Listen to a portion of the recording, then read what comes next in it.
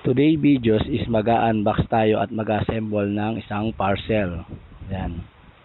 So, hindi ko alam kung ano tong i-unbox ko at i-assemble.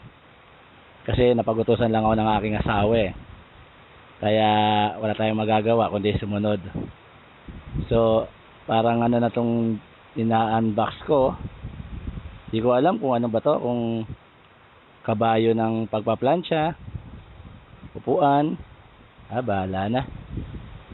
Yan, so ang alam ko lang dito, basta't may tornilyo, sasalpak lang yan. So bahala na kung anong mangyayari dito, kung anong kakakalabasan, di ba? Basta't ipapasok lang yung tornilyo, yan, magkabila, at yun, nagmumukha na siyang upuan. Hindi ako sure kung upuan talaga to eh.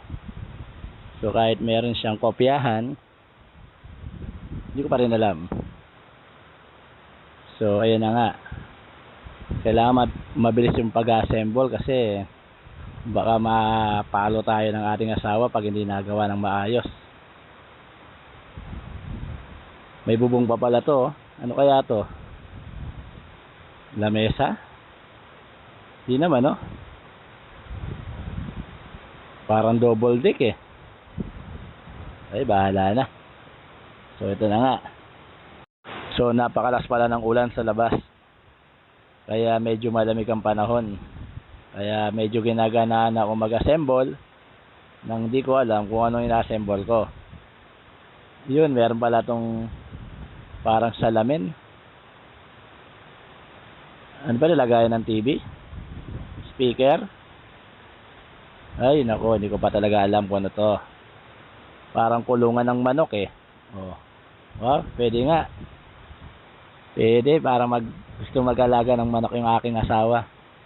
So para siyang kulungan ng manok. Pero napakamahal naman nitong kulungan ng manok na to.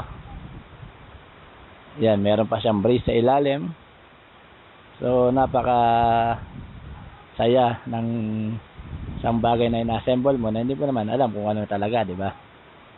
So yan na nga oh. Kakaporma na. Konti na lang. At parang ano ba to? Kulang pa yata ng tornilyo.